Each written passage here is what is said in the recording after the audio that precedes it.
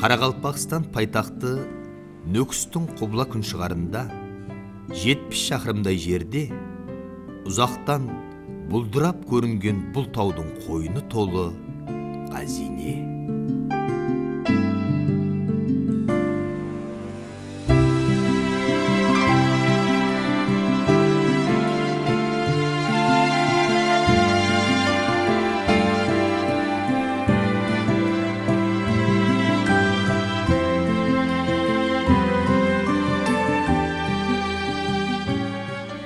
Халқымыз арасында Қаратау деп аталатұғын бұл тау, геологлар картасында Сұлтан Уайс тау тізбектері деп аталып, Қаратау, Ақтау, Шайхы Жәлел тауы, Жұмыр тау, Қояншық тау, Кекілік тау, Аштау құсаған тағы да бірнеше кішкене таулар тізбектерінен ібарат болып, ұзынлығы 60 километр, ені 20 километр, ұлыма көлемі 120 квадрат километрді иелеген кәнілерге оғада бай жер.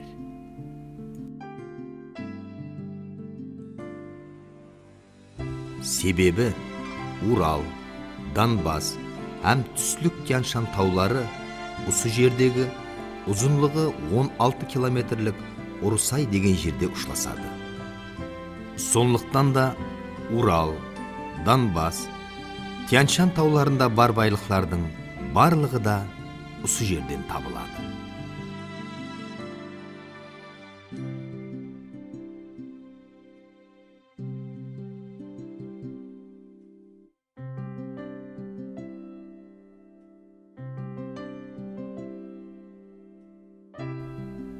Бұл таудағы мрамор, гранит, лиственит кәнілері әлі қашанақ ашылып, диуалларды безеуде бағалы тас ретінде құрылысшылар тарапынан еліміздегі бой көтерген әр қилы заманауи имараттардың іші сыртын безеуде тек қана өзімізде емес, ал бүткіл Өзбекстанымыздың көплеген қалаларының шырайына шырай қосуда пайдаланылып келінбекте.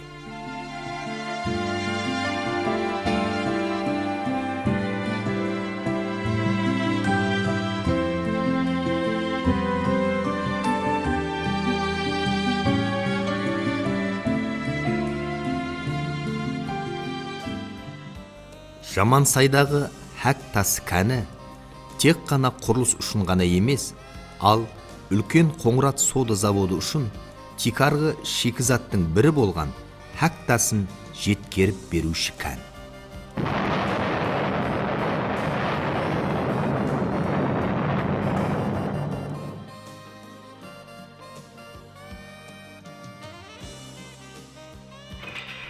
Бұл жерде жылдың қайсы мәусімі болуына қарамастан үзліксіз минет етіп атырған кәншілерді көресіз.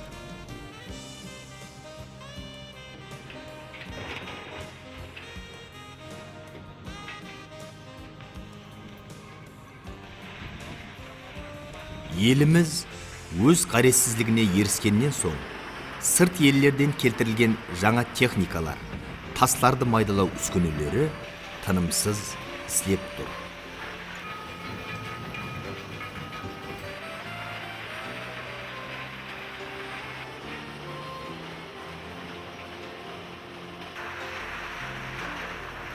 Майдаланған таслардың шикізатқа жарамлылары өз алдына ажыратылып, осы жерде арнаулы вагонларға жүкленеді, һәм әр күні 9-10 вагон Хәк таслары Қоңырат сода заводына жөнелтіледі.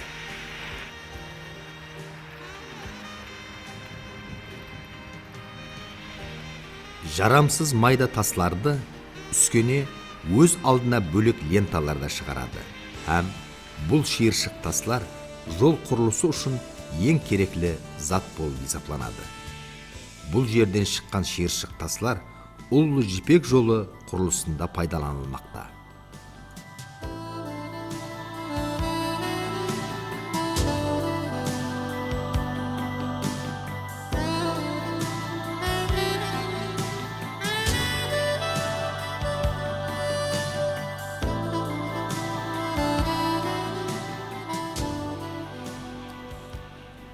Жамансайдан жіберілген хәк таслары сода заводына келгеннен кейін арнаулы үскенелер жәрдемінде тасларды күйдіруші үлкен печлерде күйдіріліп, хәкке айланғаннан соң ленталар арқалы қайта істеуші үскенелерге ұзатылып, бірнеше технологиялық іздеклерден соң таяр сода өніміне айланады.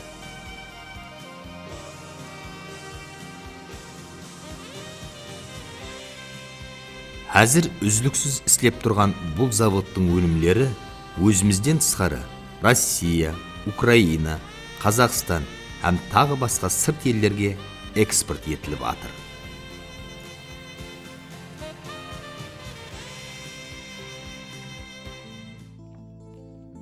Екі мың төртінші жылы президентіміз Ислам Каримовтың қарары менен Қарақалпақстан геология қыдыру экспедициясы мемлекеттік карханасы ашылып, Қаратаудағы қазылма байлықтарды ізертлеу жұмыстарын басылады.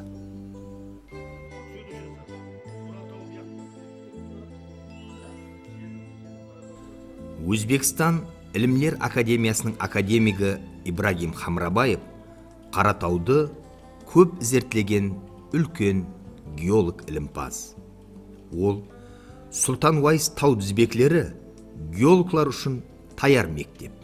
Себебі бұл жерде Урал, Донбасс, Тянь-Шань тауларында бар байлықтардың бәрі жердің бетінде жатыр. Менделеев таблицасындағы элементтердің 70%-ін асламы осы жерден табылады деген еді.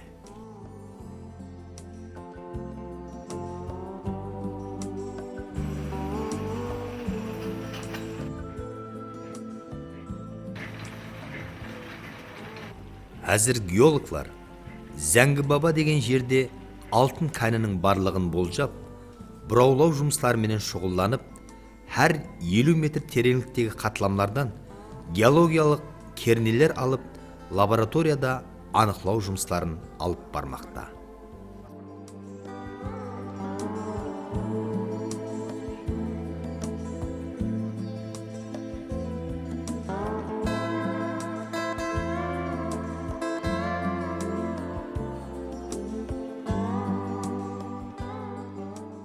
Талік тасы бұрынғы Аухам аймағында тек қана Уралда һәм осы жерден табылған. Талік ыстыққа оғада шыдамлы тас. Бегабат металлургия комбинатының пешлерін құруда Қаратау кәнінен таяр халында кесіп алынған таліклерден пайдаланылған. Бұл талыкты пайдалану қағаз шығаруда, резина технический шиналар шығаруда, медицинада прицепке істеуді, қазіргі уақытларда жоллардың жарылып кетпеуіне һәм басқа затларға пайдалануға болады. Қазіргі уақытта бізде Қарақалпақстанда завод құрып, Берене территориясында Берене талық заводы істеп тұрды. Қазір экспортқа Россия, Қазақстан һәм басқа елдерге жіберіп жатырды завод. Келешекте таліктен магний оксидін алу мақсат етіп қойылған. Бұл халық қожалығының түрлі тарауларында, ауыл қожалығында егілерді дефоляция істеуде оғада бағалы зат. Талік ұнтағы менен басқа минералдар қосындысынан har қилы бояулар да алынады. Ал дала шпаты менен араласпасынан глазур алынып, санаатта ыдыстарды сырлауда қолданылады. Кейінгі уақытлары табын бұлақтан табылған үлкен мусковит рудасы кәні геологларымыздың қолға кіргізген үлкен табысларының бірі болды. Әзіргі уақытта Қарақалпақ верми сыңар карханасы құрылып, бұл рудадан вермикулит концентрациясын істеп шығаруды жолға қойды. Һәм өз өнімлерін сырт елдерге шартнама тикарында экспорт етіп атыр.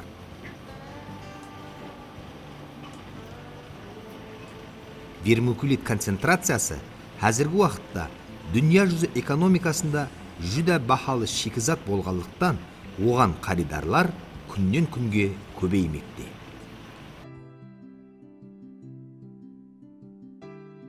Илимпазларымыздың анықлауларына қарағанда, Шайхы Жалил һәм Табын бұлақтан табылған темір рудас кәнлерінен алынатығын өнімлер келешекте Өзбекстан Республикасы экономикасының рауажлануында үлкен орын тұтады.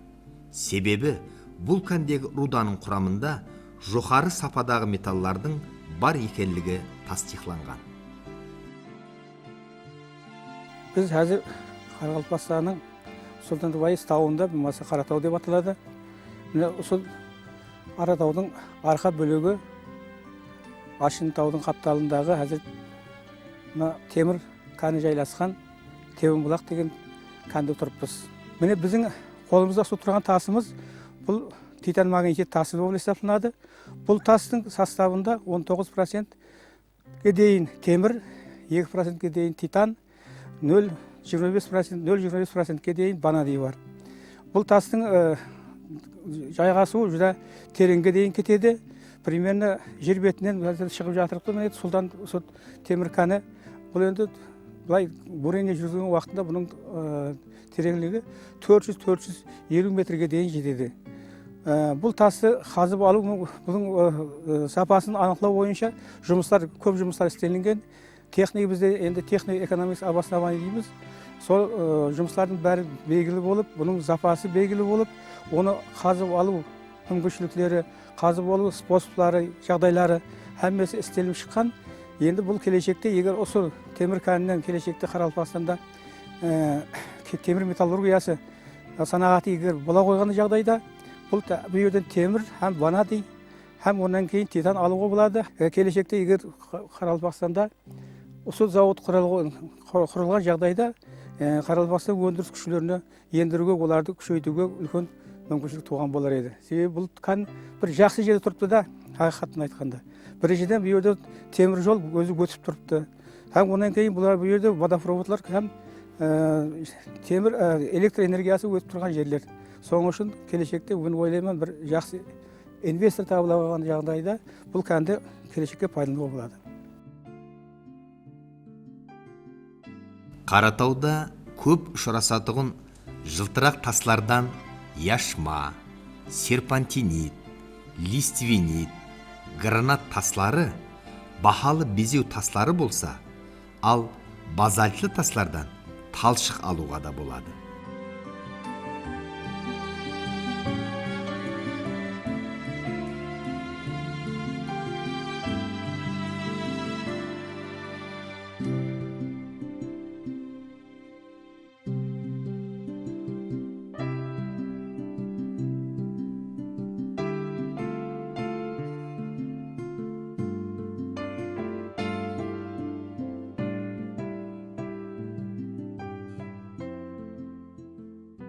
Бұл жердегі минерал шөгінділердің құрамында 98% кальций карбонаты болғанлықтан, ол құрылыстан тысқары ауыл қожалығы һәм шаруашылықта азықлық зат сипатында пайдалануға болады.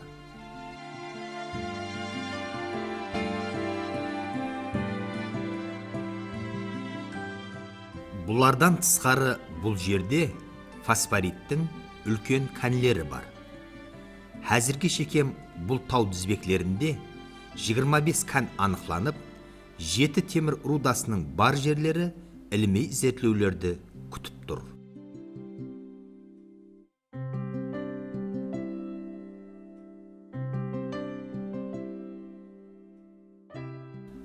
Өткен әсірдің басларында Дәруаза тау төбесінде гранат тасларын өндірісте пайдалану үшін Морозов деген адамның кіші заводы өз өнімлерін Россияға жіберіп тұрған. Сол кіші заводтың орнындағы қалдықлары бүгінгі күнге шекем сақланған.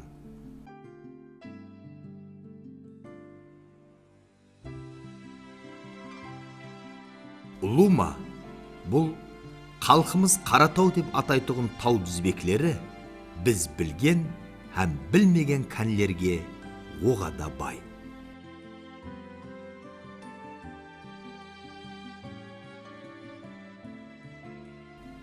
Келешекте әулетлар ұшында еліміздің рауажлануы, халқымыздың абаданлығы жолында ізденуді талап ететұғын үлкен қазине.